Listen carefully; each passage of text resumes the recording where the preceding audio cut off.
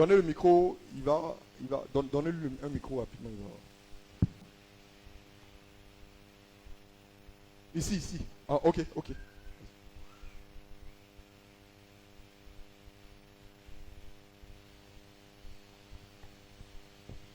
Il y a un seul départ. Et c'est lequel? Aller à la rencontre de l'époux. La voix donc qui crie au milieu de la nuit, c'est ça? Ou bien? Oui. D'accord. Maintenant, que dit le verset 1? On dit, le royaume est semblable à 10 vierges qui, ayant pris leur lampe, s'en allaient. Est-ce que c'est un départ ou c'est pas un départ? C'est un départ, non? Maintenant, la voix qui crie au milieu de la nuit dit quoi? Voici l'époux, allez à sa rencontre. C'est quoi encore? Il y a combien de départs? Deux départs.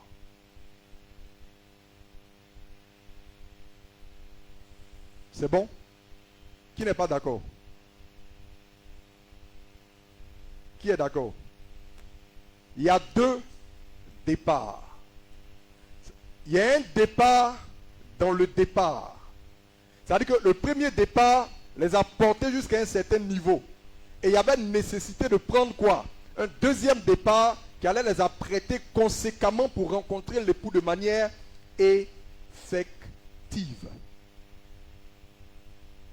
Est-ce que les 5 folles n'ont pas pris le départ au début? Elles ont pris. Mais qu'est-ce qui a fait qu'elles ne sont pas rentrées dans la salle des noces? Elles ont manqué le deuxième départ. Est-ce qu'on me suit?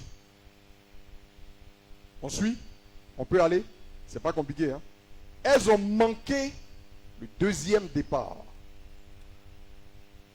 Et quand elles ont sollicité les autres pour avoir de l'huile, qu'est-ce qu'elles ont répondu? Il n'y en aurait pas assez pour nous et pour vous. Allez vous-même chercher de l'huile. Allez vous approvisionner où vous pouvez. Parce que sur l'échelle qu'on prend pour grimper à la montagne de Sion, là, on ne remorque pas quelqu'un. Même ton pasteur, ce qui lui est possible de faire, c'est de t'encourager, de t'indiquer le chemin, mais il ne peut pas te remorquer. Parce qu'on monte, on gravit la montagne de manière individuelle.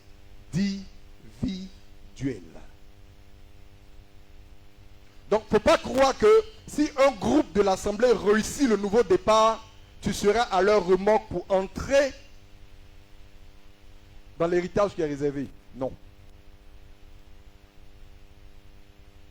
Est-ce qu'on est en train de parler à quelqu'un? Parce que Dieu ne viendra pas chercher une assemblée, il vient chercher des individus. Donc tu peux appartenir à l'église la plus réveillée de la terre. Si toi tu es endormi, tu restes. Donc il ne faut pas croire que dans cette dynamique de nouveau départ, si un certain nombre de frères et de sœurs et l'homme de Dieu se sont engagés, cela suffit pour tout le monde. Non, ça ne suffit pas pour tout le monde. Parce qu'on grimpe de manière individuelle sur la montagne de Sion. Ce qui est triste dans l'histoire, c'est que lorsqu'elles sont revenues après, elles croyaient pouvoir obtenir quoi? Un repêchage. Est-ce que ça a eu lieu?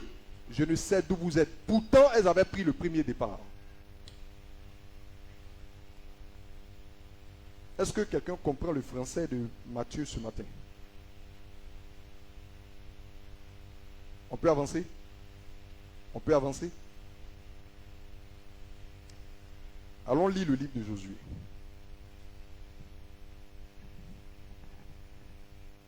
Josué chapitre 5, versets 2 à 9. Avant qu'on ne commence la lecture, je vais nous poser une question.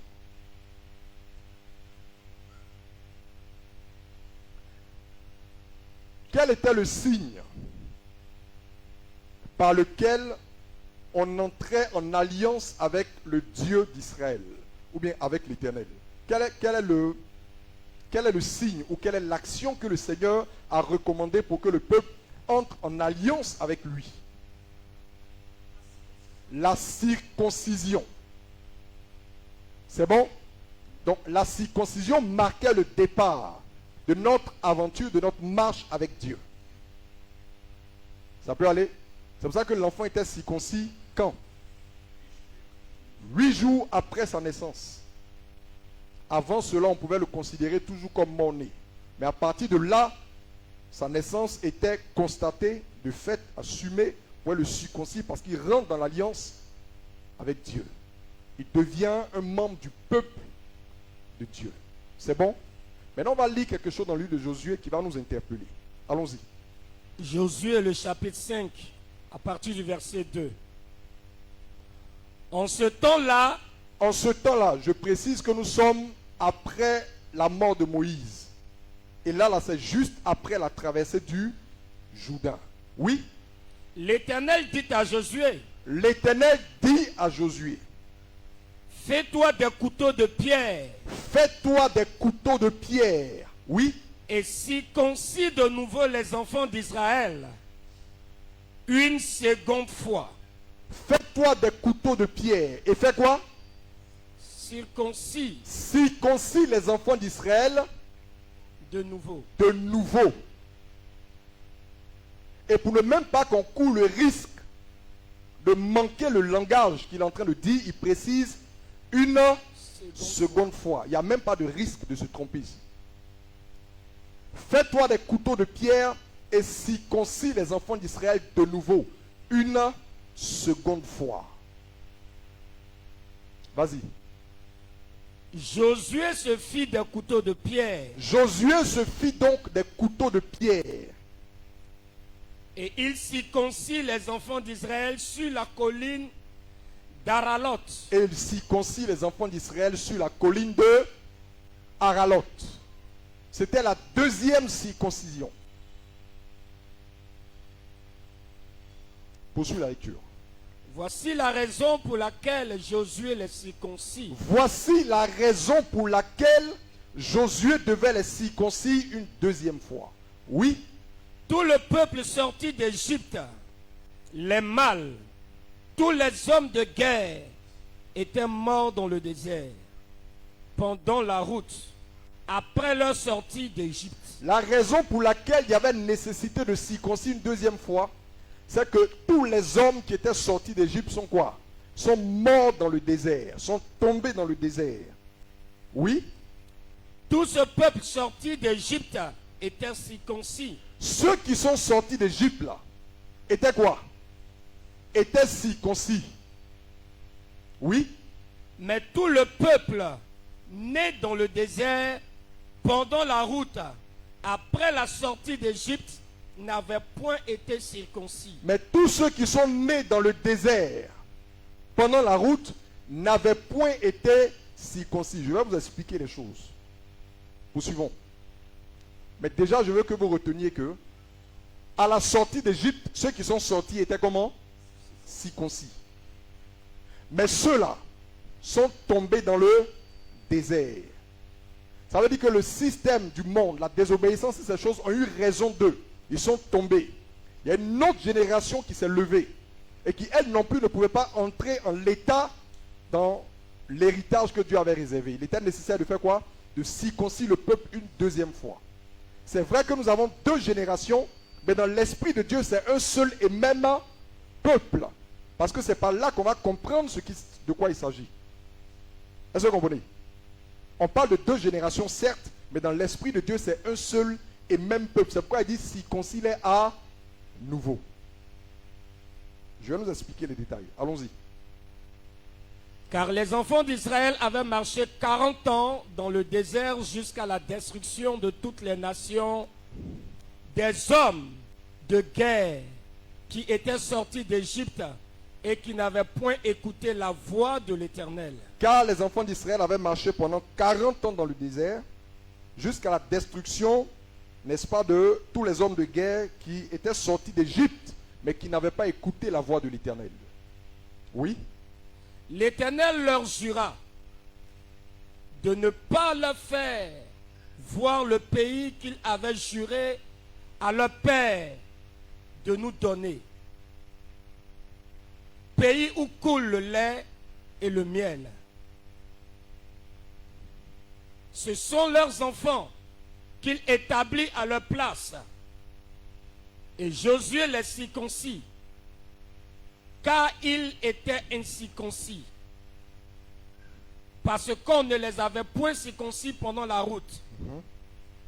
Lorsqu'on eut achevé de circoncire toute la nation, ils restaient à leur place dans le camp jusqu'à leur guérison. L'Éternel dit à Josué, aujourd'hui, j'ai roulé de dessus vous l'opprobre de l'Égypte.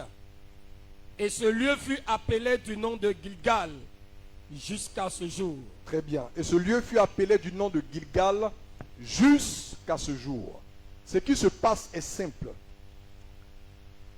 Les enfants d'Israël sortent d'Égypte parce qu'ils sont appelés par l'Éternel à sortir hors d'Égypte pour aller faire quoi? Prendre possession de l'héritage qui leur est réservé. C'était la terre promise, le territoire de Canaan. On est d'accord? Donc, quand ils sortent d'Égypte, ils ne sortent pas d'Égypte pour aller mourir dans le désert. Ils sortent d'Égypte pour aller faire quoi? Pour aller prendre possession de Canaan. De la même manière que les 10 vierges, quand elles prennent le départ, c'est pour aller faire quoi?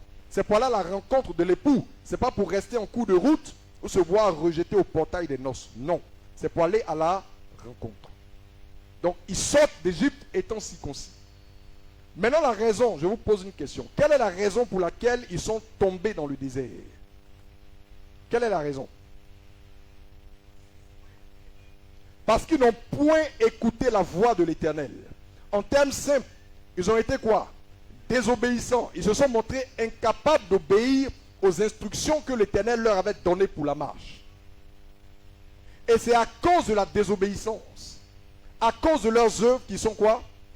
Tombés dans le désert. Qu'est-ce que ça veut dire? Ça veut dire que la circoncision qu'ils ont reçue au départ là, ne les a pas dépouillés de la désobéissance.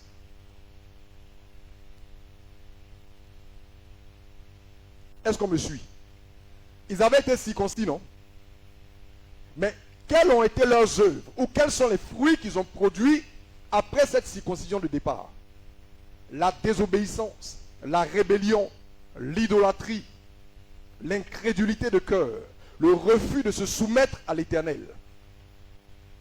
Donc, ils avaient été circoncis, mais cette circoncision ne les avait pas dépouillés de ceux dont ils devaient être affranchis. Et c'est ça qui les a rattrapés en cours de route et qui les a fait périr dans le désert.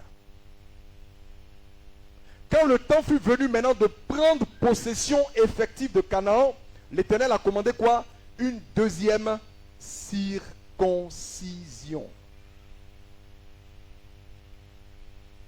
Ne regardez pas 2 générations, regardez un seul et même peuple qui a reçu une première circoncision, mais qui ne l'a pas dépouillé des choses que ça devait enlever. D'où la nécessité d'une deuxième circoncision. Est-ce que quelqu'un comprend ce qu'on est en train de dire? Quand tu as prêché l'évangile, là, tu as dit oui, je veux Jésus. C'est pas ça? Je crois que si tu es assis là ce matin, c'est parce que tu as dit oui à la prédication de l'évangile. Ou bien ce n'est pas le cas? Tu as dit oui. Est-ce qu'on t'a forcé? Est-ce qu'on t'a corrompu? Tu as volontairement décidé de faire quoi? De t'engager dans la chose de Jésus. Donc tu as pris le départ avec la promesse de l'héritage du royaume. Maintenant, regarde ta marche. Toi-même, regarde ta marche. Toi-même, regarde tes œuvres. Toi-même, regarde les fruits que tu portes depuis le jour où tu as dit oui à Jésus. Toi-même, observe ton parcours. Compare-le au standard des Écritures. Et vois si les fruits que tu portes sont agréables au Seigneur. Et vois si ton engagement de départ a réussi à te dépouiller de ce qui n'est pas de Dieu.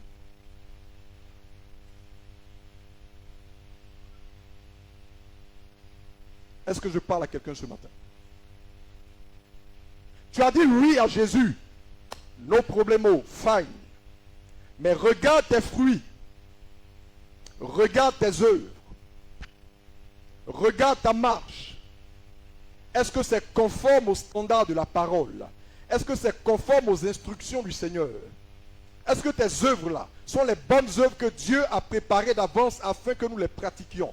ou alors tu te conduis encore selon le système des nations. Au travail, regarde comment tu agis. Est-ce qu'il y a une différence avec tes collègues qui ne connaissent pas le Seigneur?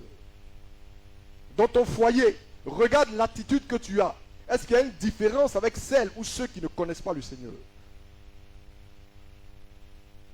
Dans le commerce que tu fais, regarde tes valeurs. Est-ce que c'est différent de celles qui sont à côté de toi et qui sont à fond dans l'idolâtrie? Et pourtant, au départ, tu t'es engagé en disant « Oui Seigneur ». Et tu es rentré. Mais observe toi-même ta marche et regarde tes fruits. Et si tu rentres en toi-même et que tu réalises que c'est non conforme aux instructions de Dieu, tu comprends donc que tu as besoin de quoi? D'être circoncis une deuxième fois. Parce que les portes de Canaan sont proches. Il te faut nécessairement cette deuxième circoncision pour rentrer. Parce que les choses que tu as traînées avec toi, depuis le jour où tu as dit oui à Jésus, là, les choses que tu as continué de traîner là, ça ne rentre pas dans le royaume.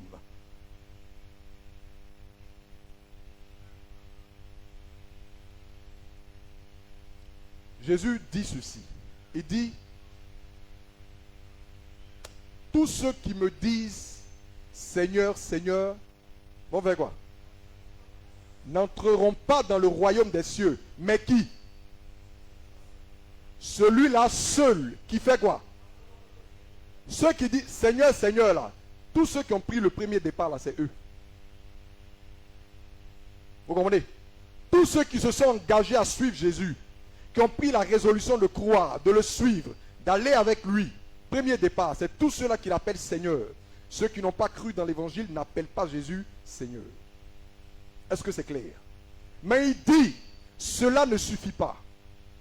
Est-ce que vous vous appliquez à faire la volonté de mon Père qui est dans les cieux? Parce que beaucoup appellent Jésus Seigneur sans toutefois s'appliquer à faire la volonté du Père. Ceux-là, tous ceux-là, aussi nombreux que nous sommes, on a besoin de prendre un nouveau départ, un deuxième départ, une autre circoncision qui cette fois-ci ne sera pas pour confesser Jésus, mais pour être quoi? Pour être éduqué dans les voies de Dieu et répondre à son standard. Regardez, est-ce que tout le monde est allé à l'école au même âge? Il y a des gens qu'on a mis à l'école à 5 ans, il y a d'autres qu'on a mis à l'école à 10 ans, il y a d'autres qu'on a mis à l'école à 15 ans, etc. C'est pas ça? Avant là, il y a d'autres même, c'est à 15 ans, ils sont partis au CP. Est-ce que vous comprenez? Mais, est-ce que vous avez déjà vu que, on dit bon, comme il est un peu âgé, donc on va le mettre directement en 6e. Ça existe? Quel que soit ton âge, quelle que soit ton ancienneté dans le système, si on constate que tu as besoin d'une chose, on t'emmène où?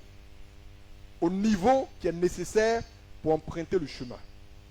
Donc quand on parle de nouveau départ là, il ne faut pas croire que je ne suis pas concerné parce que je suis ancien chrétien, etc. Non, constate toi-même. Est-ce que tes fruits, parce que c'est une affaire de fruits. La Bible dit que nous avons été régénérés pour faire quoi? Pour pratiquer les bonnes œuvres que Dieu a préparées d'avance. Examine-toi toi-même. Regarde comment tu te conduis, comment tu te comportes, comment tu parles, comment tu t'exprimes. Est-ce que ça répond au standard de Jésus? Parce que le tout n'est pas de venir à l'église pour chanter des cantiques, mettre de l'argent dans le panier offrande et puis on s'en va au ciel. Non. Jean dit que celui qui revient là, quand il revient, il va éprouver le fruit des arbres. Est-ce que ça dit quelque chose à quelqu'un? Quand Jésus revient, ce n'est pas ton carnet de baptême qu'il va demander. Quand Jésus revient, ce n'est pas depuis combien de temps tu vas à l'église le dimanche. Quand il revient, le constat c'est sur la base de quoi? Quels sont les fruits que tu portes? Quels sont les fruits que tu portes? Pose-toi toi-même la question ce matin de savoir quels sont les fruits que tu portes. Est-ce que celui qui t'a vu a vu le Seigneur? Quels sont les fruits que tu portes? Quel est le témoignage que tu rends? Dans quelle proportion tu es parvenu à la ressemblance avec Dieu? Et si tu comprends avec moi ce matin qu'il y a nécessité vraiment d'être régénéré, alors cette deuxième circoncision est pour toi, elle est pour moi. On dit les 10 vierges ont pris les lampes, mais au milieu de la nuit, enfin, dans l'obscurité de la nuit, toutes se sont quoi? Assoupies et endormies. Puis la voix a crié. Parce que Dieu est compatissant. Est-ce que vous savez que le deuxième départ, là, c'est une expression de la compassion de Dieu? Parce qu'il pouvait ne rien dire. Est-ce qu'il était obligé? Il a déjà donné un top départ. Donc, chacun doit prendre ses responsabilités pour arriver en bout de course. Si la voix qui a crié au milieu de la nuit n'avait pas retenti, lesquelles des vierges allaient pouvoir entrer dans la salle? Aucune. Est-ce que vous comprenez? Aucune. C'est la compassion de Dieu qui fait qu'au milieu de la nuit, il y a une autre voix qui est venue pour dire, c'est vrai que vous vous êtes engagé pour l'époux, que vous avez pris le départ pour aller à la rencontre, mais là où vous êtes là, vous ne satisfaisez pas encore le standard qu'il faut pour rentrer avec lui dans la salle. Et c'est là ce que vous devez comprendre ce matin. Qui comprend ce qu'on est en train de dire? C'est vrai que tu as dit oui à Jésus. C'est vrai que tu t'es engagé. Oui, tu es membre de la MCC ou d'une autre église, pas de problème. Mais Jésus te regarde droit dans les yeux, il te dit, l'état dans lequel tu es là, je ne nie pas ton engagement pour moi, mais ça ne satisfait pas encore les critères pour entrer dans mon royaume. Il faut quoi? Un deuxième départ. Et ce deuxième départ, ce n'est pas un départ de confession. C'est un départ de transformation selon le modèle de Christ. Tu as cru en Jésus, bravo. Maintenant, il faut que tu sois transformé à sa ressemblance. Tu es né de Dieu, super. Maintenant, il faut que tu sois éduqué dans ses voies. Tu as dit que tu quittais le monde, oui. Mais maintenant, il faut que tu abandonnes de manière concrète les choses qui appartiennent à ce monde. Parce qu'une chose est de dire, oh, moi j'ai quitté le monde. Mais quand tu as quitté le monde et que les choses du monde, que tu continues de traîner avec toi les choses du monde, où est ton témoignage? Où est ton témoignage? Quand tu as quitté le monde et que tu continues de traîner avec toi les choses du monde, où est ton témoignage? Les enfants d'Israël sont sortis d'Égypte, mais est-ce qu'ils ont abandonné les idoles? C'est pourquoi lorsqu'il y a eu la deuxième circoncision, l'Éternel dit à Josué, dis-leur qu'aujourd'hui j'ai fait quoi? J'ai enlevé l'opprobre de l'Égypte. Quelqu'un va se dire, mais pourquoi il dit qu'il a enlevé l'opprobre de l'Égypte alors que ceux qu'on avait circoncis là, eux ils sont nés dans le désert? Ou bien, qu'on a lu là, ceux qu'on a circoncis, pour la deuxième fois, sont nés dans le désert. Ils n'ont pas connu l'Égypte. Comment se fait-il que l'Éternel dit qu'il a ôté l'opprobre de l'Égypte? Parce que Dieu ne voit pas deux générations, il voit une seule et même génération. Et ceux-là, c'est le fruit de la désobéissance de leur père. Vous comprenez? Non, mais moi je suis déjà en Christ. Moi je suis déjà chrétien, je suis chrétienne. On ne discute pas ta chrétienté. On interroge ta ressemblance avec le Seigneur. J'ai confessé Jésus. Le jour même où on m'a baptisé, là même là, il y a eu des... On ne conteste pas cela. On te demande toi-même quels sont les fruits que tu portes. Compare à la parole et vois. On dit les 10 sont partis, toutes se sont assoupies. C'est la grâce de Dieu qui a fait que il y a une voix qui a retenti au milieu pour dire, voici l'époux, préparez-vous. Pourtant au début on dit quoi? Elles ont pris leur lampe et elles allaient. Donc ce deuxième départ là, ce n'est pas une fantaisie. Ce deuxième départ, ce n'est pas un style. Ce n'est pas parce que, bon, on a prêché jusqu'à on ne sait plus trop quoi prêcher et puis on invente le concept de notre... Ce n'est pas un concept, hein. C'est salutaire pour toi. Est-ce que je parle à quelqu'un? Ce n'est pas un nouveau concept pour occuper les prochaines années en attendant encore un nouveau concept. Non. C'est une prise de conscience pour que tu admettes, que tu comprennes que tu as pris un départ hier. Un départ que le ciel salue. Mais pour la majorité, ce départ-là ne peut pas permettre véritablement d'aller jusqu'à la porte des noces. Il faut un renouveau. Il faut une nouvelle circoncision. Il te suffit d'être honnête envers toi-même pour reconnaître qu'il y a encore des choses qui doivent être ôtées de ta vie. Le monsieur dit qu'il vient chercher une église qui est comment? Sans tache, ni rite, ni rien de répréhensible.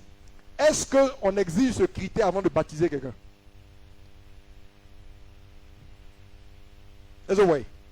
On prêche la repentance aux gens. Et quand ils acceptent le principe de la repentance, ils viennent. Mais ça ne veut pas dire qu'ils sont devenus parfaits en Christ. Est-ce que je comprends? On t'a prêché l'évangile. Tu as accepté le principe de l'évangile. Non, quitte le monde, viens à Jésus, détourne-toi du monde, viens au Seigneur. Ok, quand tu as accepté le principe, tu as allé aux eaux du baptême. Tu as été lavé de tes péchés. Est-ce que ça veut dire que tu es parfait? Non. C'est pourquoi l'apôtre Paul dira quoi? Présenter à Dieu tout homme devenu parfait en Christ. C'est ce à quoi je travaille, par sa force qui agit en moi.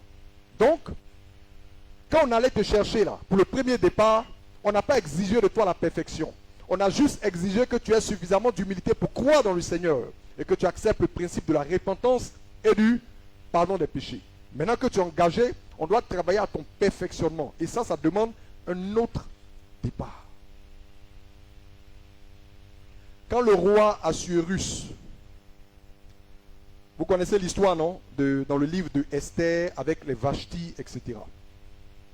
Quand Vashti, qui était reine, a été déchue de sa position et qu'on voulait maintenant une épouse pour le roi, qu'est-ce qu'on a fait? Est-ce qu'on a dit, allez chercher toutes les femmes qui sont dans le royaume et venez les présenter pour que le roi fasse un choix? C'est ce qu'on a dit? Pour aller chercher les femmes là, on a donné quoi? Des critères. Les critères c'était quoi? On dit de prendre des jeunes filles, vierges et belles de figure. Ça fait combien? Combien de critères? Jeune fille, vierge, belle de figure. Ça fait combien de critères? Ça veut dire que toutes celles qui dans le royaume de Perse ne répondaient pas à ces trois critères étaient quoi? Disqualifiées à la base. Est-ce que vous voyez?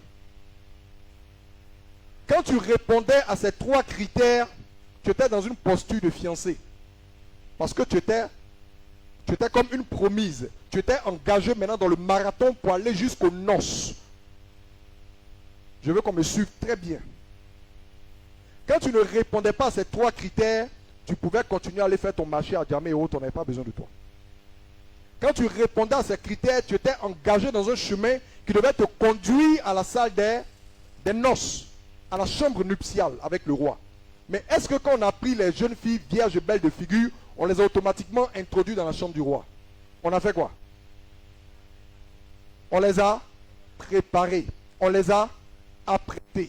On a fait le nécessaire. Pendant combien de temps? Ça a duré combien de temps? Ça a duré 1 an.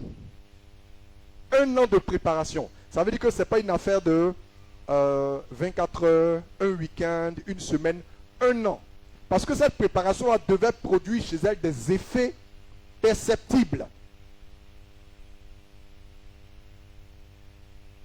On devait pouvoir constater les résultats de la préparation. Et c'est seulement après la préparation qu'on les a présentés au roi. Et celle qui avait été suffisamment mieux préparée, avec la grâce de Dieu en plus, a été quoi? A été faite reine.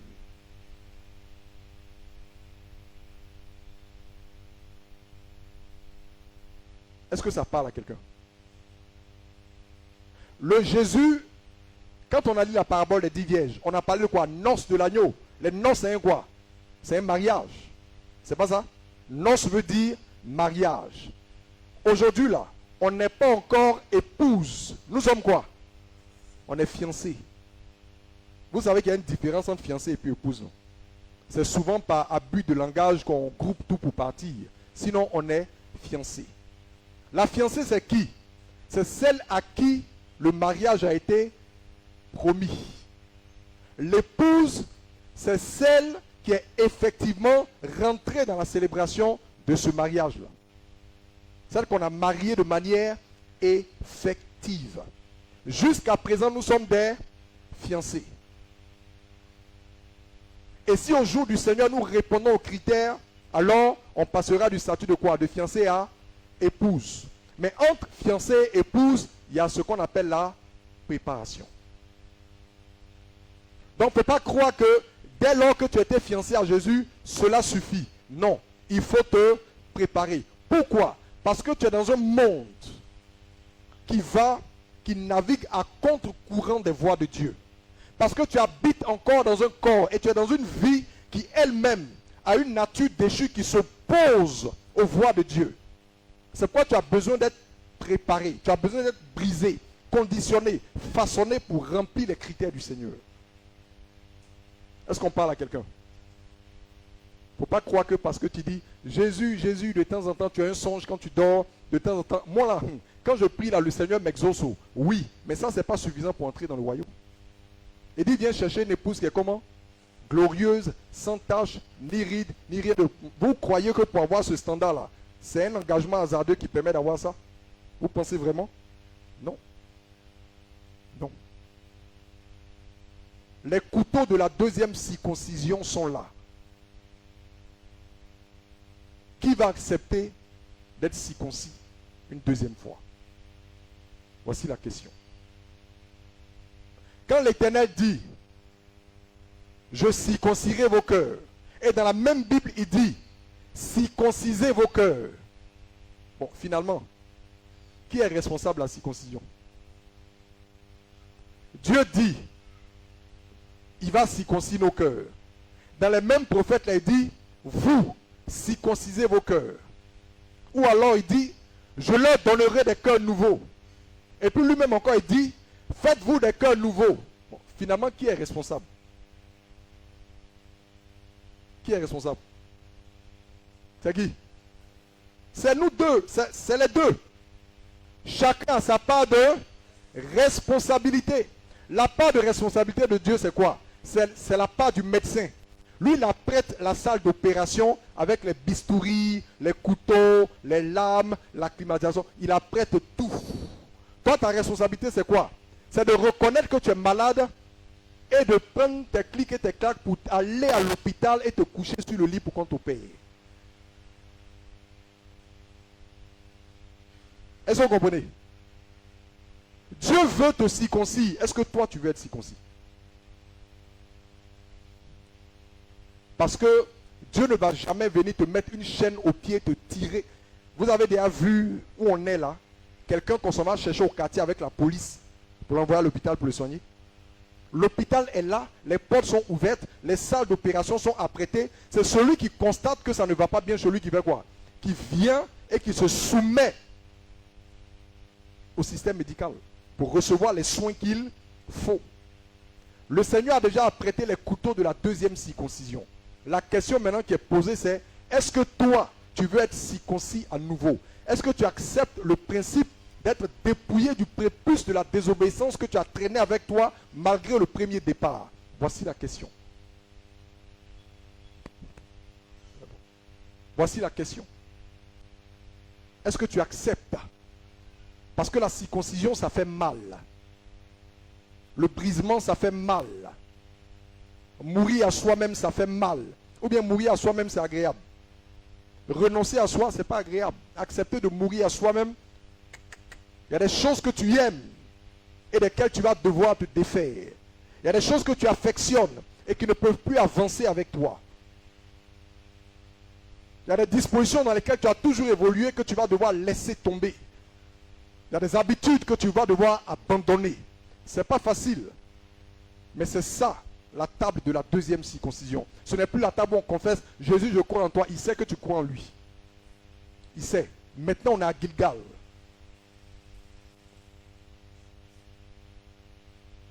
Vous savez, Dieu est tellement bon que malgré le fait que tu n'as pas nécessairement marché dans ses voies, il n'a pas manqué de te bénir. C'est pas ça?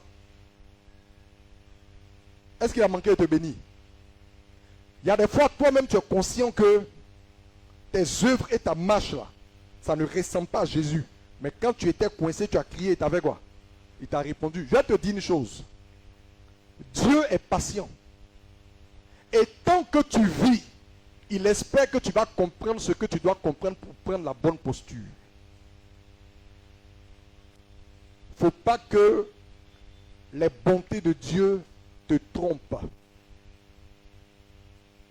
Je répète, il ne faut pas que les bontés de Dieu te trompent. Il ne faut pas que les bontés de Dieu te laissent croire que tu es OK devant sa face. Tu n'es pas OK devant sa face. Si tu veux savoir si Dieu est avec toi, ou alors si Dieu prend plaisir dans tes voies, il ne faut pas regarder aux exaucements que tu reçois à tes prières. Compare ta vie, ta conduite et tes œuvres au modèle de la parole. C'est là que la vérité va sortir. C'est vrai que je cherche un peu garçon de temps en temps à côté, mais quand je jeûne et puis je prie là, Dieu me répond. Et après? Et après? Pharaon dit à Moïse, pardon, prie ton Dieu afin qu'il fasse quoi? Demande-lui pardon de ma part. Il n'est qu'à m'épargner telle souffrance. Quand il y a eu les fléaux, là, il y a des moments où Pharaon demandait à Moïse de faire quoi? De prier pour que Dieu retire le fléau. Bon. Quand Moïse demandait à Dieu de retirer le fléau en faveur de Pharaon, qu'est-ce qui s'est passé? Le fléau était retiré, non? Est-ce que ça a empêché Dieu de noyer Pharaon dans la mer Rouge? Ça n'a pas empêché. Ça ne l'a même pas empêché. Dieu peut exaucer ta prière mardi et puis le mercredi, tu vas en enfer. Est-ce qu'il parle à quelqu'un? Il ne faut pas évaluer ta marche avec Dieu en fonction des exaucements ou des choses que tu arrives à posséder. C'est quels sont les fruits que tu portes. Si tu les compares avec la parole, que ça se ressemble, réjouis-toi. Car même si tu ne vois pas de signes apparents et extérieurs, tu es dans la bonne voie. Est-ce qu'on parle à quelqu'un? On va lire un autre passage. Vas-y avec Genèse 35. Genèse 35, à partir du verset 1. Dieu dit à Jacob. Dieu dit à Jacob, regardez, quand Jacob a volé à Ésaü son droit d'aînesse, on va dire ça comme ça pour aller vite. Qu'est-ce qui s'est passé? Est-ce que son frère Ésaü était content? Il n'était pas content. Et Jacob était menacé de quoi? De mort. Donc, Jacob a fui le domicile de ses parents pour aller se réfugier où? Chez Laban, qui était le frère de sa mère, de sa maman. On est d'accord? Jacob est resté chez Laban pendant 20, voire 21 ans. Avant de sortir de chez Laban pour revenir en Canaan. On est d'accord? Bien. Donc, Dieu s'est révélé à Jacob quand il était chez Laban et lui a dit, parce que c'est l'Éternel qui lui a dit de sortir de chez Laban pour revenir en Canaan. Donc, Jacob a pris ses femmes, ses enfants, tous les serviteurs qu'il avait acquis, etc. Et ils ont fait quoi? Ils sont sortis de chez Laban. En cours de route, à l'étape de Sichem, il y a une localité qu'on appelait Sichem, et il y a eu un incident qui s'est produit là-bas, où les habitants de la localité ont abusé de la fille de Jacob. Voilà, Dina. Et ça entraînait ce que ça entraînait, etc. Ce n'est pas ça l'objet de notre étude. Et à partir de là, Jacob était craintif. Il avait peur. Pourquoi? Il se disait, les gens de la contrée vont apprendre ce qui s'est passé et ils vont tomber sur nous pour nous faire périr. À ce moment-là, Dieu se révèle à lui pour lui dire, monte à Bethel. Est-ce qu'on me suivait? Il dit à Jacob, monte à Bethel. Retenez bien l'expression monte. Monte à Bethel. Et là, demeure-y en ma présence. Parce que Dieu était présent là-bas et il a demandé à Jacob de faire quoi? De monter à Bethel pour aller s'établir dans sa présence. Maintenant, vous allez voir. Lisons. Dieu dit à Jacob, lève-toi, monte à Bethel et demeure-y. Là, tu dresseras un autel au Dieu qui t'a apparu lorsque tu fuyais Ésaü, ton frère. Là, tu dresseras un autel au Dieu qui t'était apparu quand tu fuyais Ésaü, ton frère. Jacob dit à sa maison et Regardez. à tous ceux qui étaient avec lui. Dès que l'Éternel a dit à Jacob, monte à Bethel, et là tu dresseras un autel devant moi. Dès que Dieu a dit ça à Jacob, regardez ce que Jacob a fait. Jacob dit à sa maison et à tous ceux qui étaient avec lui. Jacob dit automatiquement à sa maison et à ceux qui sont avec lui. Il leur dit quoi? Ôtez les dieux étrangers qui sont au milieu de vous. Ôtez les dieux étrangers qui sont au milieu de vous. Oui. Purifiez-vous Purifiez-vous et changez de vêtements. et changez de vêtements. Oui. Nous nous lèverons et Oui. nous monterons à Bethel. Là, je dresserai un autel au Dieu qui m'a exaucé dans le jour de ma détresse. Très bien. Parce que nous devons nous lever pour monter à Bethel à la rencontre de Dieu. Pour aller être établi dans la présence de Dieu, Jacob qui connaît Dieu et qui connaît les principes et les standards de Dieu, dit à sa maison. Il leur dit de faire quoi? Ôtez du milieu de vous les dieux étrangers. Ensuite, il dit quoi? Purifiez-vous Purifiez-vous et changez de vêtements. et changez de vêtements. Un renouveau complet. Parce qu'on monte à Bethel pour aller être établi dans la présence de l'Éternel. Comme nous, on est en train d'aller vers la montagne du Sion. Oui, poursuis la lecture. Et qui a été avec moi pendant le voyage que j'ai fait. Il donnait à Jacob tous les dieux étrangers qui étaient entre leurs mains. Il donnait donc, ça dit que tous ceux qui étaient avec lui là, donnèrent donc à Jacob les dieux étrangers qui étaient entre leurs mains, oui, Et les anneaux qui étaient à leurs oreilles. et ils ont retiré aussi les anneaux qui étaient à leurs oreilles, leurs ornements, leurs parures, ils ont tout retiré, remettre à Jacob. Oui, Jacob les enfouit sous le térébinthe qui est près de Sichem. Jacob les a pris, il a creusé au pied d'un arbre, il a mis là-dedans, il a refermé. Oui, Ensuite, ils partirent. ensuite, il fit quoi? Il partit. Regardez. Regardez. Est-ce que Dieu avait abandonné Jacob en chemin? Je vous pose la question. Depuis que Jacob a quitté la maison d'Isaac pour aller chez Laban, son séjour chez Laban, bon, allons-y étape par étape. Est-ce que vous êtes d'accord avec moi que l'Éternel a été avec Jacob depuis qu'il a quitté la maison de Isaac jusqu'à chez Laban? Est-ce qu'on est d'accord avec ça? Est-ce qu'on est d'accord avec le fait que l'Éternel a été avec lui quand il était en séjour chez Laban? Tout à l'heure, on vient de voir que c'est l'Éternel qui lui a dit maintenant, lève-toi et retourne vers la maison de ton père. Donc, l'Éternel était avec lui ou bien n'était pas avec lui? Maintenant, pourquoi quand l'Éternel lui donne rendez-vous quelque part où il doit venir maintenant demeurer dans sa présence, il y a des dispositions à prendre?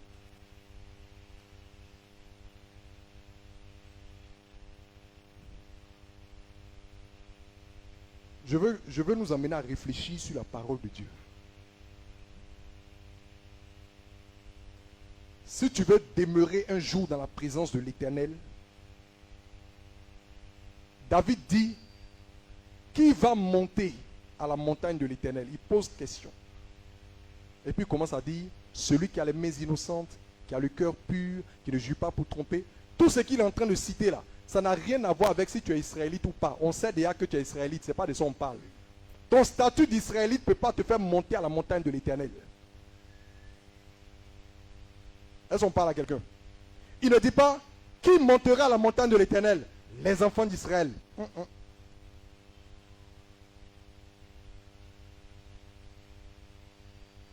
Les enfants d'Israël peuvent être identifiés comme les fils de l'alliance avec Dieu. On peut dire que la grâce de Dieu est avec eux, que la protection de Dieu est pour eux, que les anges de l'Éternel les gardent, que Dieu veille sur Israël. C'est pas ça? Quand vous lisez la Bible, là, Dieu veille sur Israël, non? Mais pour monter maintenant à la montagne de l'Éternel, pour aller demeurer avec lui, là, ton statut d'israélite là ne suffit pas. Il y a des critères que tu dois remplir. Si tu ne remplis pas, tu restes. Dieu a été avec Jacob pendant tout le parcours, mais quand il lui donne rendez-vous à Bethel pour qu'il vienne demeurer face à face avec lui dans sa présence, Jacob sait. Il dit, hé les gars, ôtez du milieu de vous tout ce qui est quoi? Dieu étranger. Changez vos vêtements. et ainsi de suite. Purifiez-vous. Et on dit, ils ont fait quoi? Ils ont apporté toutes leurs idoles et se sont débarrassés de leurs ornements. Tout ça, les ont pris, ils ont fouillé sous le térébinthe et ils sont partis maintenant parce que là, ils pouvaient aller demeurer dans la présence de l'Éternel. Donc, la sortie de chez Laban est comme un premier départ. Ce qui se passe au niveau de l'arbre, là, c'est comme quoi? Un deuxième départ. Parce que c'est lui qui va maintenant donner d'aller demeurer dans la présence de Dieu en respectant les critères.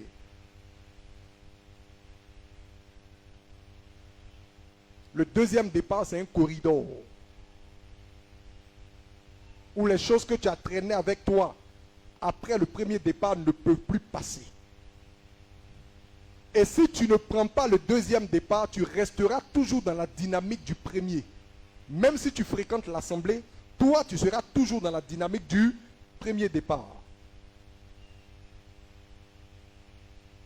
On dit, quand la voix a crié au milieu de la nuit, les 5 qui avaient pris avec elles des réserves d'huile, ont fait quoi? Elles ont pu apprêter leurs lampes. Celles qui n'avaient pas de réserve n'ont pas pu. Tes dispositions de cœur. Le deuxième départ est conditionné par tes dispositions de cœur. Les orgueilleux ne peuvent pas prendre le deuxième départ. Les rebelles ne peuvent jamais prendre le deuxième départ. Ceux qui n'ont pas suffisamment d'humilité pour se laisser briser ne peuvent jamais prendre le deuxième départ. Ceux qui croient qu'ils ont trop de choses à protéger et qui ne peuvent pas se permettre de perdre en cours de route ne peuvent pas prendre le deuxième départ. Le deuxième départ, c'est un départ qui tue. C'est un départ qui tue. La deuxième circoncision, c'est une circoncision qui tue.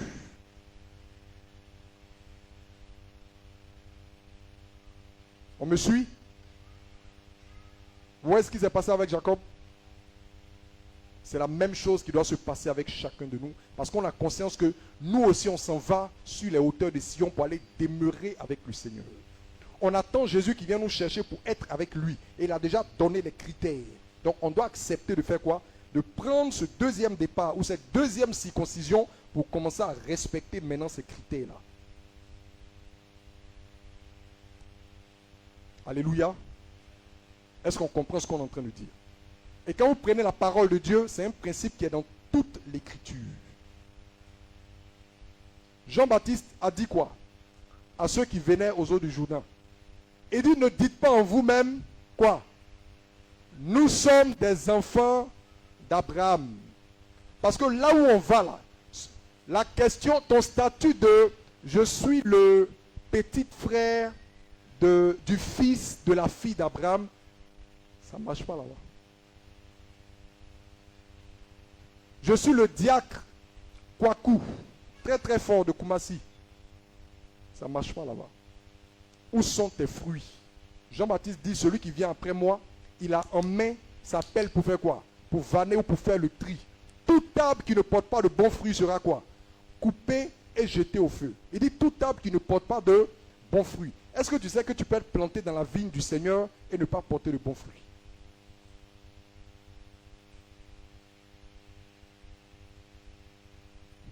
Je répète. Tout arbre qui ne porte pas de bons fruits sera quoi? Coupé et jeté au feu. Et dit tout sarment qui est en moi et qui ne porte pas du fruit sera quoi?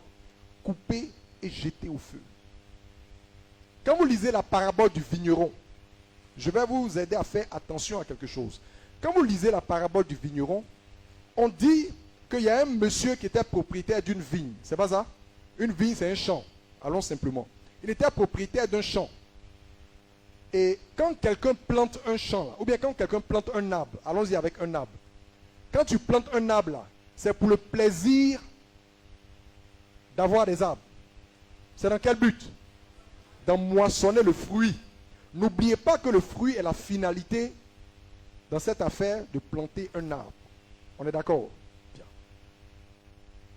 On dit il y avait donc le propriétaire de la vigne qui a fait planter un arbre.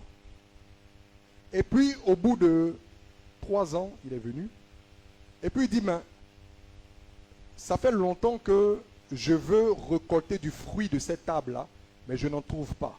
Et il dit quoi au cultivateur? Pourquoi est-ce qu'il occupe inutilement le sol ou la vigne? Pourquoi il dit que l'arbre occupe inutilement? Parce que l'arbre bénéficie de quoi? L'eau qui est dans la terre, les sels minéraux qui sont dans la terre, toutes les ressources là sont mises à sa disposition de la part de Dieu. Et pourtant, il ne produit pas le fruit que Dieu veut. Donc Dieu dit au cultivateur, abattez-moi cet arbre-là. Vous comprenez? Abattez-moi cet arbre-là. Et le cultivateur entre en négociation avec le propriétaire de la vigne. Et c'est là qu'on ne fait pas souvent attention. La nature de la négociation du cultivateur avec le propriétaire de la vigne. Le cultivateur ne dit pas au propriétaire de la vigne, toi-même tu sais que ce arbre-là, il est stérile. Pardon, laissons-le comme ça.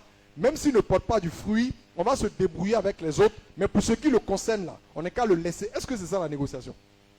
Il dit quoi? Il dit, je comprends que tu veuilles l'abattre parce qu'il ne sert de rien. Mais donne-moi un peu de temps, je vais faire quoi? Je vais prendre de l'engrais, je vais apporter le nécessaire. Mais le nécessaire qu'il apporte, c'est en vue de quoi? En vue d'emmener l'arbre là à faire quoi? Apporter du fruit. Maintenant, il dit au propriétaire, si après le travail que j'ai fait là, il ne porte toujours pas de fruits, alors on va faire quoi? L'abattre. Ça veut dire que l'arbre peut être abattu même après les soins qui ont été apportés, parce qu'il n'aura pas porté du fruit en réponse au traitement. Je vais vous dire une chose. Jésus qu'on vous prêche là, l'objectif final, ce n'est pas juste que vous confessez Jésus, mais c'est qu'en Jésus-Christ, vous soyez ramenés à la ressemblance avec Dieu. C'est ça la finalité.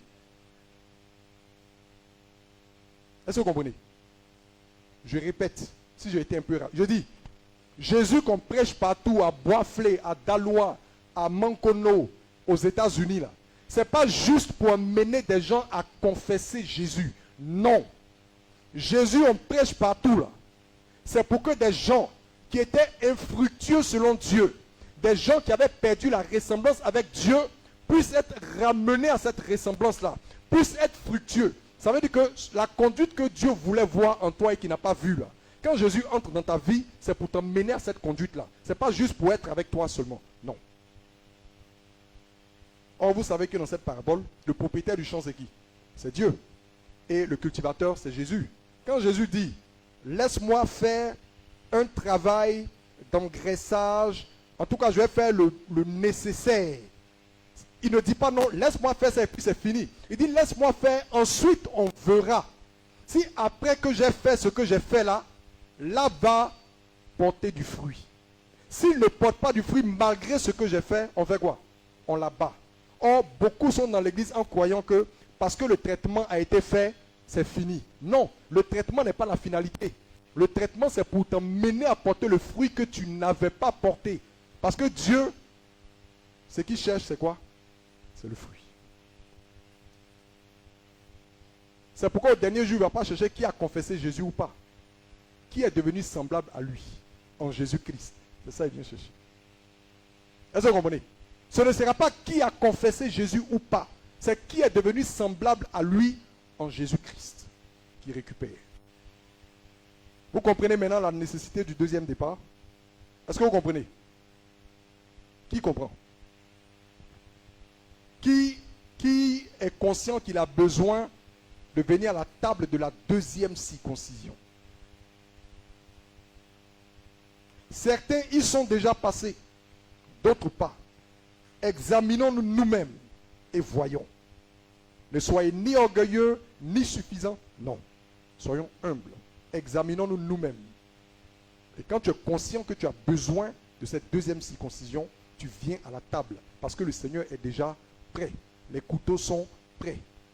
C'est toi qui l'attends pour te circoncire. Tu es chrétienne, mais qu'est-ce qui a changé dans ton caractère? Comme on l'a enseigné la dernière fois. C'est facile de dire, oh, celui qui est en Christ est une nouvelle. Les choses anciennes sont... Oui, ça, ce sont de belles paroles de l'Écriture. Il y a combien de choses anciennes qui sont passées chez toi?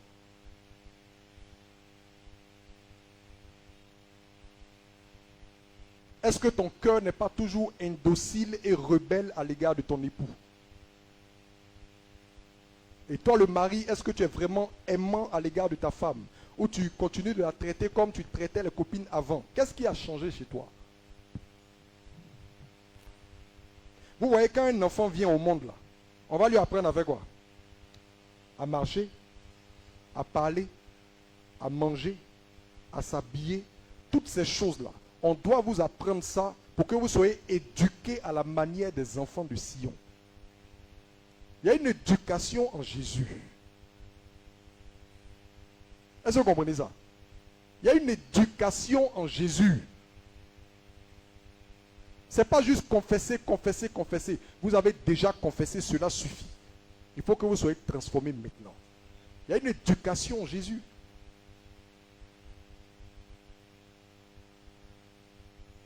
Quand on te présente un Chinois de loin, tu n'as pas besoin de voir ses pièces.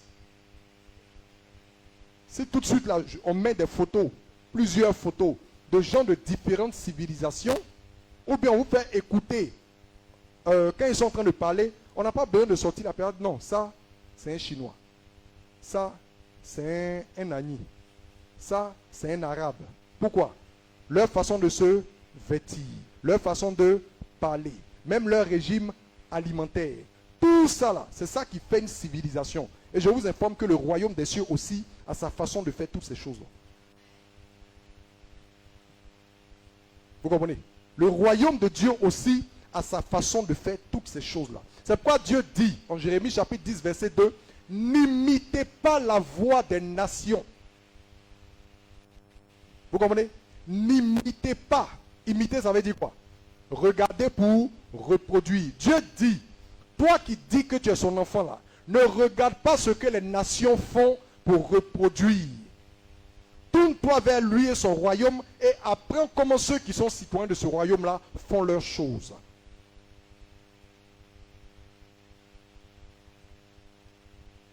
Dans la lettre aux Romains, l'apôtre Paul dit quoi? Il dit quoi? En Romains chapitre 12, verset 1. Il dit quoi? Romains 12, 1. Ne vous conformez pas au siècle. Bon, ou bien peut-être c'est le mot siècle là, vous n'avez pas bien compris. Siècle présent, ça veut dire quoi? Quand il dit ne vous conformez pas au siècle présent, ça veut dire quoi? Ne suivez pas le système de ce monde. Ne faites pas les choses comme les gens qui sont autour de vous font. Dès l'instant que tu es né de Dieu en Jésus-Christ, tu ne dois plus reproduire ce que les gens de dehors font. Tu dois apprendre à faire les choses comme les enfants de Sion le font. Mais malheureusement, on a dit aux gens que non, si tu as confessé Jésus, c'est fini. Ce n'est pas fini. Ce n'est pas fini. Le premier départ, c'était le départ de la confession. Il te faut la deuxième circoncision pour être dépouillé du prépuce de la désobéissance, de l'imitation du monde. Et quand on dit le monde là, ne pensez pas que c'est seulement les maquis et les boîtes de nuit. Le monde, c'est tout un système. La façon de parler, la façon de raisonner. On a parlé du renouvellement de l'intelligence. La façon de raisonner, la façon de s'exprimer, la façon de se conduire, la façon de s'habiller, la façon de se tenir, la façon de réagir avec les étrangers, avec les personnes âgées, avec les nécessités, etc. Le monde, c'est un système avec des manières. Et quand tu viens à Jésus, ce n'est pas juste, je ne vais plus en boîte, je ne cherche plus le mari de ma camarade. C'est déjà bon, mais ça ne s'arrête pas là. Il faut que tu épouses de nouvelles manières. Il faut qu'on t'éduque. Et c'est ce travail-là qui va être fait dans cette deuxième saison. J'espère que ton cœur est prêt. Il faut que tu deviennes une autre personne. Qui est prête vraiment à devenir une autre personne? Que Dieu vous bénisse.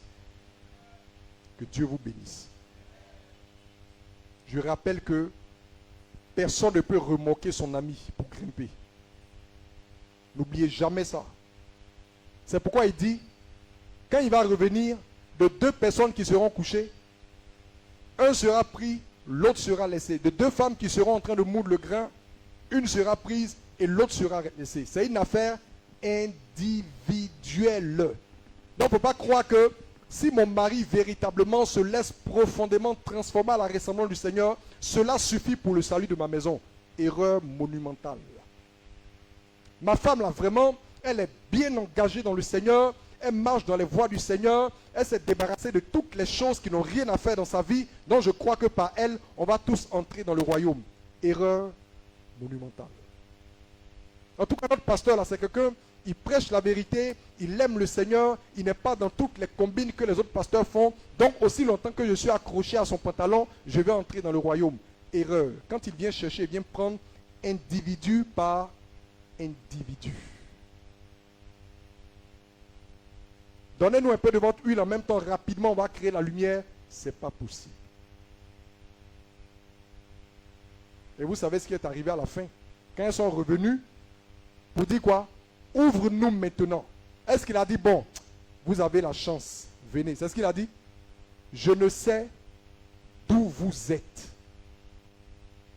Qui a envie que le Seigneur lui dise ça un jour? Je ne sais d'où vous êtes. Comme tu ne veux pas que le Seigneur te dise ça là, viens à la table de la circoncision. Les mauvais caractères là, ça va tomber. Les passions du monde, il faut que ça descende. Les lotos, les jeux de hasard et toutes ces choses qui sont des idoles dans ta vie. Ça veut dire que toi, tu es toujours sur les réseaux sociaux en train de chercher de nouveaux modèles. Tout ça, ce sont des idoles qui doivent tomber dans ta vie. Quand on parle d'idoles, on ne parle pas seulement de fétiches ou de statuettes. On parle de toutes ces choses qui occupent nos cœurs et qui font la rivalité avec Jésus et le royaume de Dieu. Il dit le cœur qui est rempli de soucis et de la séduction des richesses, la parole de Dieu devient quoi? Infructueuse dans cette vie-là. Il faut que ces idoles-là tombent. Jacob leur a dit clairement, envoyez les idoles. Mais est-ce que la présence de ces idoles dans le camp empêchait Dieu de se révéler à Jacob? Ça n'a pas empêché. Mais quand il s'agissait maintenant d'être établi dans sa présence, là on ne joue plus. Là on ne joue plus. Non, la dernière fois on allait à la veillée, en tout cas, j'étais au loin là-bas, j'étais dans la foule, caché là-bas, personne ne pouvait me voir. Il y avait plus de 1000 personnes. Mais l'homme de Dieu là, c'est ma révélation que Dieu a donnée au prophète là. Moi-même j'étais caché là-bas assise. Mais il est venu jusqu'à moi. Et moi-même Dieu me connaît. Oh. Dieu a compassion de toi. Tu comprends ce qu'il dit? C'est la compassion de Dieu qui fait qu'on allait te dénicher là-bas. Sinon ça n'établit pas que tes voix lui sont agréables.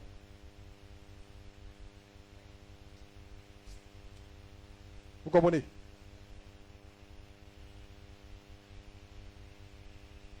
Il faut que les choses tombent bas. Et elles vont devoir tomber. Il faut que ça tombe. L'Égypte, c'est tout un système. Le monde, c'est tout un système. On est né dans le monde. Où on est né? C'est pas dans le monde? On est né dans le monde. Donc, on a évolué avec les habitudes du monde, à l'exception de ceux qui sont nés vraiment dans des familles où les parents étaient vraiment chrétiens, avec une certaine rigueur dans leur marche, qui dans leur éducation ont quand même bénéficié d'un certain... Sinon, la plupart, on est né dans des familles ordinaires, même si les gens étaient religieux, mais ce n'était pas vraiment avec la connaissance des voies de Dieu. Donc, on a grandi dedans. On a affectionné, on a aimé, on s'est attaché à des choses. Et maintenant, il va falloir les détacher. Quand c'est comme ça, ça fait mal. Vous savez que quand on cultive les ignames, pendant que c'est en train de grandir, on fait qu'on met un tuteur pour que ça pousse droit. Mais quand tu as laissé pousser de façon rampante, quand après on veut redresser là, c'est comment? C'est intéressant? C'est pas intéressant. Et c'est comme ça que ce ne sera pas intéressant pour vous. Mais si vous êtes humble, ce sera simple. Quand tu es humble, c'est simple. Quand tu es rempli de toi-même, c'est dur.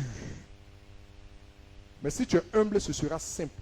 Moi-même, je reconnais que cette façon d'être et de faire, là, ça ne ressemble pas à Jésus. Donc, j'accepte le principe de devoir être changé à cet égard. Et je me mets à l'école du changement. Saint Paul.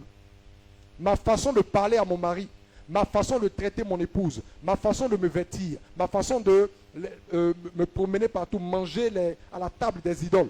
Beaucoup d'entre vous mangent encore à la table des idoles. Ça là, tu ne peux pas aller à la montagne de l'Éternel. Il faut oublier ça. Non, la Bible dit que tout est pur pour celui qui est pur. Tu ne connais rien.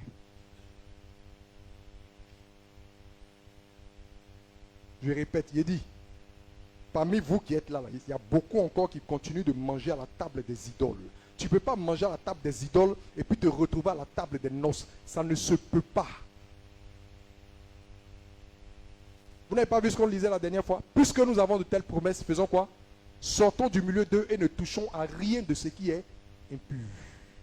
Puisque nous avons de telles promesses. Ah, toi, tu penses que tu vas manger à la table des idoles. Et puis, on va te prendre pour aller te faire asseoir à la table des noces de l'agneau. Même si Jésus veut, son Père ne va pas accepter.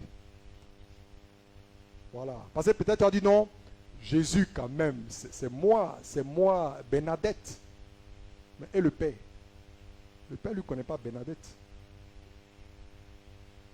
Le Père ne lui connaît pas Bernadette. Vous n'avez pas vu que dans la parabole du festin, là, on dit que c'est le roi qui donnait les noces pour son fils qui est venu faire contrôle. Vous n'avez pas vu ça dedans? Vous pensez que c'est mis au hasard? Si c'est le fils là, est-ce qu'il aura le courage? Vous savez, quand tu as... Si une mère de famille est examinatrice,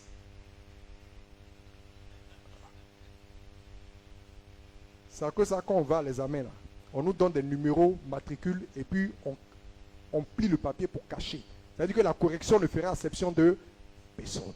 Tu as trouvé, tu as trouvé. Tu n'as pas trouvé, même si tu es le fils du ministre de l'Éducation, tu restes. Alléluia. Quelqu'un se décide ce matin.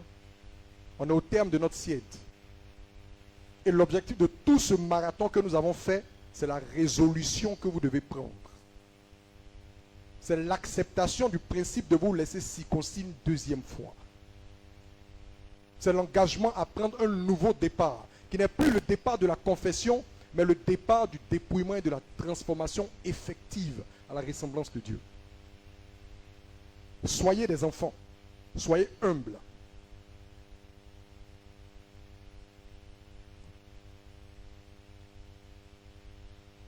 Quand on prend un bébé pour aller le circoncire, c'est quasiment facile parce que c'est un bébé qu'on ne connaît pas. Mais un adulte, vous avez déjà vu circoncision des adultes? C'est facile. À moins que lui-même, c'est-à-dire qu'il se dit que si ce prépuce n'est pas ôté là, on se moque trop de moi au village ici. Donc là, il faut que j'attrape mon cœur pour aller. Mais pour les enfants, c'est comment? C'est facile. Je veux que ce soit facile pour vous. Ayez des cœurs d'enfants. Vous voyez que je ne cesse de répéter ça depuis le début. Ayez des cœurs d'enfants. Parce qu'on va te dire ça là, dépose. On ne va plus se tenir ici comme des conseillers. Hein. On va attraper vos mains pour marcher. Vous savez qu'il y a une différence entre indiquer le chemin à quelqu'un et puis prendre sa main pour marcher. Vous savez qu'il y a une différence, non? Quand on t'indique le chemin là, tu as le choix. Tout de suite en bas là, tu peux demander à quelqu'un où est le chemin qui mène à Sokosé. Et puis il va te dire, Sokosé, tu passes ici, tu passes ici, tu passes là. Est-ce que tu es obligé de passer là? Est-ce que c'est une obligation? Mais si quelqu'un prend ta main pour dire, aujourd'hui je t'emmène à Sokosé, il prend ta main, même si vous allez aller passer même à Djamé, vous allez passer à Djamé. Mais il a pris quoi? Ta main. Et maintenant là, on va prendre vos mains, parce que c'est ce que Jésus nous a commandé de faire. Jésus ne nous a pas dit de venir être orateur devant vous. Il dit on n'a qu'à prendre vos mains pour vous faire marcher dans le chemin. C'est ce qu'il a dit. Matthieu 28, il dit quoi? Apprenez-leur à observer. Apprendre à observer là, ça veut dire quoi? Est-ce que c'est un cours théorique? C'est la pratique. Apprenez-leur à observer. Comme une maman qui apprend à sa fille à faire la cuisine. Quand tu t'assois devant la télévision, il y a une chaîne qu'on appelle cuisine, non? Quand tu t'assois devant la chaîne cuisine et puis tu regardes du matin au soir là, en même temps tu sais préparer. Quand tu veux savoir préparer pour de vrai, tu fais quoi? Tu rentres dans la cuisine et puis les choses là. Quand on dit 10 grammes de beurre et puis tu prends 10 grammes, c'est là que tu te rends compte que tu ne sais pas couper. Ou bien que c'est là que tu vois que ton couteau n'était pas tranchant. Tu vas à l'aiguiser, tu viens, tu coupes, tu mets dans la balance. Balance là même là, c'est où même qu'il y a 10 grammes là. On dit c'est ici là, c'est ici là. Oh. Et puis tu es en train d'apprendre comme ça de manière pratique et concrète. Jusqu'à ce que tu sois capable de réussir la recette. Et puis on dit tu sais préparer. Sinon, celui qui a regardé émission cuisine, il ne sait pas préparer. Vous comprenez? C'est ça, Jacques dit, ce n'est pas ceux qui écoutent la parole qui sont quoi? Qui sont justes. Ceux qui sont capables de la pratiquer. Maintenant, pour que vous pratiquiez là, nous, on doit attraper vos mains comme des apprentis. Où est le forgeron? Il est là, petit forgeron est là, et puis lui apprend. C'est comme ça qu'on va faire avec vous. Donc, soyez humbles. Si votre tête et puis notre tête sont au même niveau, ça peut se cogner. Je ne sais pas si on se comprend. L'apprenti, il est devant, non? Et puis celui qui lui apprend est là, non? Mais si les deux ont même taille, que les têtes sont au même niveau là, quand ils vont se pencher sur la chose là, qu'est-ce qui va se passer? Les têtes vont se cogner. Mais si l'autre est petit, quand celui qui est le maître là, quand il prend sa tête, il n'y a pas de risque de collision. L'autre, il est suffisamment petit en bas et puis on peut lui enseigner les choses. Que Dieu vous bénisse.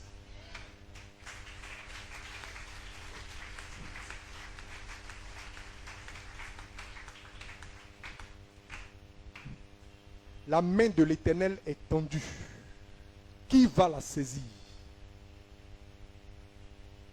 Dieu tend toujours la main. C'est nous qui avons la responsabilité de saisir la main tendue.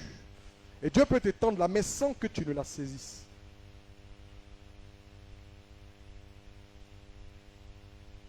Psaume 25. On va lire rapidement. Prends. Psaume 25.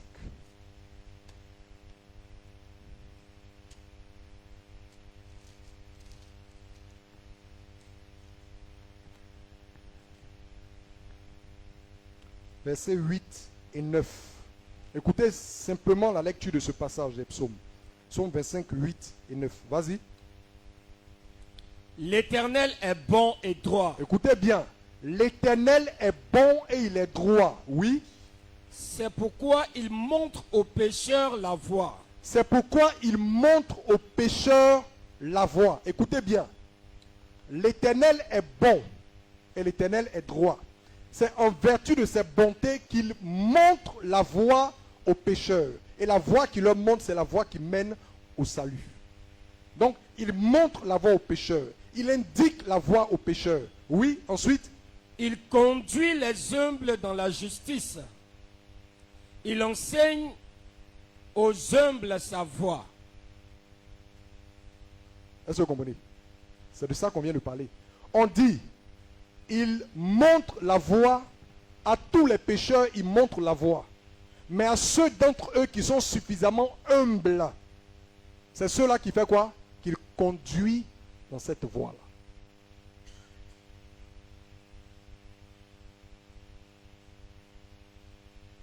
Alléluia. Ce qui est devant, c'est un feu qui demande votre humilité. Le Seigneur insiste parce qu'il sait de quoi il parle. L'humilité de cœur.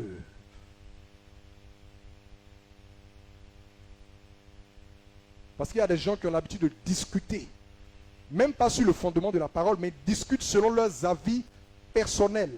Les discussions sur les avis là, il n'y a pas ça, la deuxième circoncision, il n'y a pas ça là-bas. C'est la circoncision des soumis. C'est la circoncision des obéissants. C'est la circoncision de ceux qui ont compris qu'il leur faut nécessairement finir avec Dieu. C'est bon? Que Dieu vous bénisse. On va se tenir debout.